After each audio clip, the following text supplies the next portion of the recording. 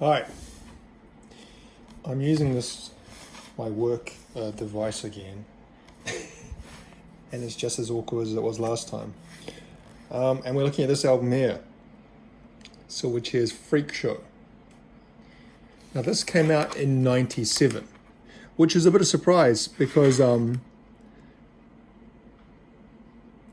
think it was very early '97. But if you'd asked me, I would have, for some reason, it was earlier than that in my mind.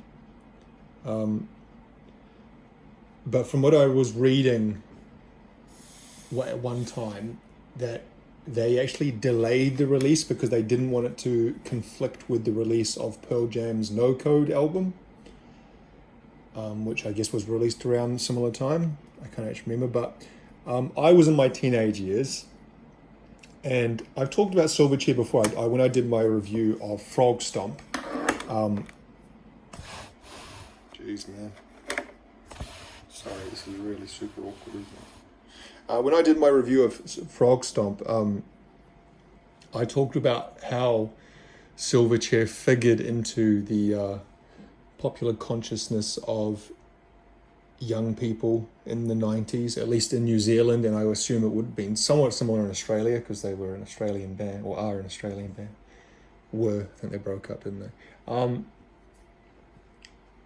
And by this stage, when they released Freak Show, I'd say it was quite an anticipated album because Frog Stomp had been pretty huge, relatively speaking. And so I remember the first single was Freak. I remember that being played on music TV a lot. I guess in '97, maybe '96 as well. Maybe they released it early, the single earlier. I remember not really liking the video.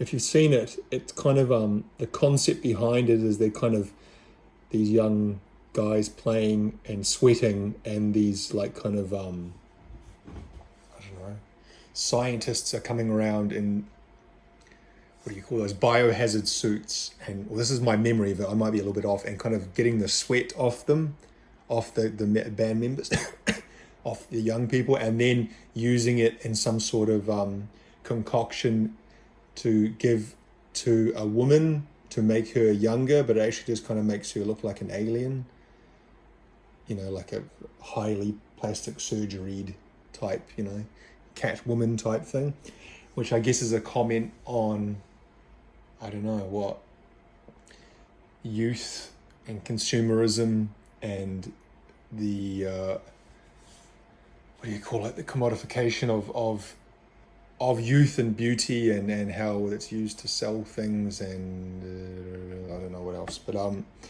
didn't particularly like that video, but I think that's actually quite a good song. It's kind of is a good straight ahead rock song, grunge rock song, Freak. And I like, what I like about that song is the what would you call it? I don't know. Sometimes I get confused when you talk about songs. You break a song up into the verse, chorus, sometimes pre-chorus, bridge. The part where he goes body and soul. So I'm a freak of nature, which I guess is or maybe that's the pre-chorus, and then the body and soul part is the chorus. But I quite like the body and soul part because it's kind of a nice respite from the rest of the song, which is maybe the sign of evolving songwriters, putting kind of some of those dynamics into the song. If we look here at the, why does this, the camera's, anyway, sorry. We look at the track listing here. The first song, Slave, I don't like Slave. I like Abuse Me. I think Abuse Me was another single after Freak, maybe later in '97. Again, that song's got more dynamics to it and kind of have a softer sounds as well as the hard sounds. I like Lie to Me. I don't like No Association. Cemetery's okay. I like The Door. The Door reminds me, part of it, of Pure Massacre from Frog Stomp, but just in general, I think that's a good song. I like Pop Songs for Us Rejects. That's a good song. I really like Learn to Hate. Maybe Learn to Hate and The Door are my two favorite songs on the album. And then the last four, Petrol and Chlorine, Roses, Nobody Came, or at least those last three, they're fine. And the closing is kind of it sounds like a last song of an album. You know, I think it's a little bit longer from my memory, and it just sounds like it sounds like the last song on an album. You know how last songs can often have a particular feeling about them, like a finality or a I don't know how else you'd express it, but yeah, that song has it. So overall, I'd say it's a good album. In as much as my fandom of Silverchair, which isn't that great and never has been that great, I've just always thought they're an okay band. In the context of their music, I think it's a good album. I think it's as good, if not maybe even a little bit better than Frog Stomp. I was reading some other stuff. I can't remember where I read these things, if I've read them recently or years ago in magazines and books, but I think I read this one recently somewhere, maybe on the internet, and Daniel Johns feels that the album after this, which I think is Neon Ballroom, was it Neon Ballroom? Yes, Diorama, yeah. He feels that Neon Ballroom is the first true album of Silverchair, and the ones before that were kind of like, teenage angst and not true representations of what he feels their music should have been, which he can say what he wants. It's his music and his career, but I think that's ridiculous. You're taking away the whole first part of your career and the two, probably I'd say the two highest selling albums they had, and just saying, nah, that doesn't count. That kind of embarrasses me a little bit now when I listen to it. So forget about that. And so, yeah, he gets kind of seen a bit dismissive of the album. You can really hear, and I think I said this about Frog Stomp as well, but maybe even more on this album, the Nirvana influence. Out of all those grunge alternative rock bands that preceded them in the 90s, you can tell that Nirvana was, at least on these first two albums, were truly the ones they took most influence and inspiration from.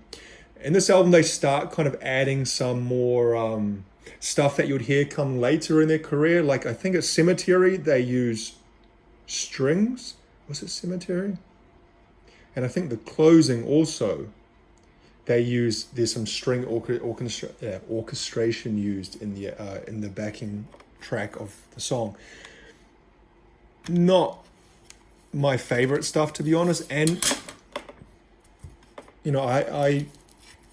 I'm not as familiar with the stuff after Freak Show, like Neon Ballroom and Diorama and whatever else they did. Like, I know the songs they played on the radio, and I like some of them, but some of them I didn't like. And I think they got a bit too, I won't say art rock, too reliant on the orchestration. Like, Daniel Johns seemed to kind of really want to go off in that direction and leave behind the kind of three-piece rock band thing behind. I'll lift this up so you get a bit of wide view of this.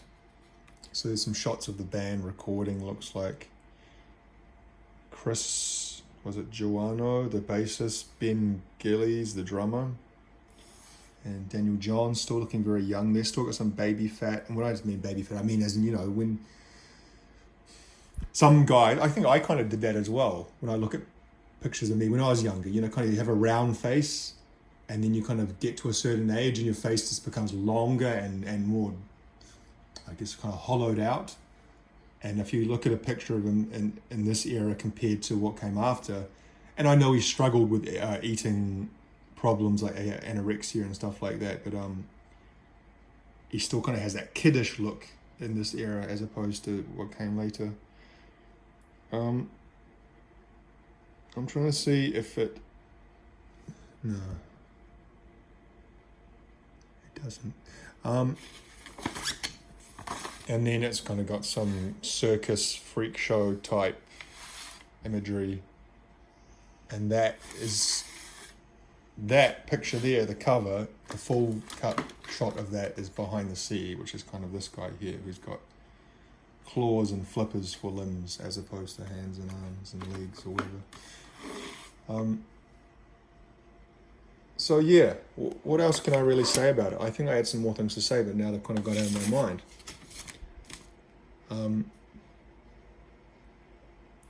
Yeah, I guess I was going to say that he apparently doesn't like it, Daniel Johns. Don't know what the other guys feel about it. I don't really know much about the band dynamics of Silverchair. Like,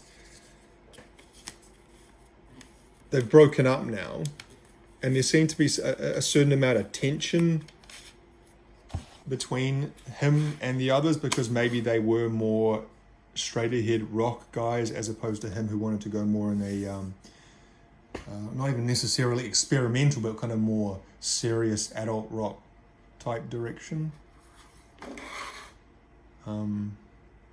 Mixed by Andy Wallace, who also mixed a lot of famous albums around that time, including Nevermind, of course.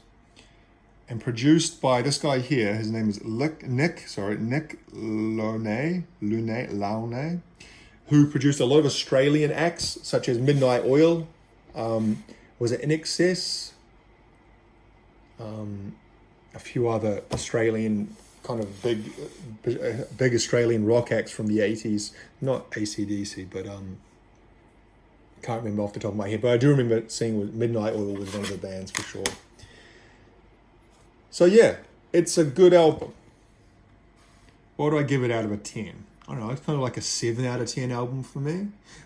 Like I said, I think they really do the kind of punk, straight ahead rock songs really well, like Learn to Hate.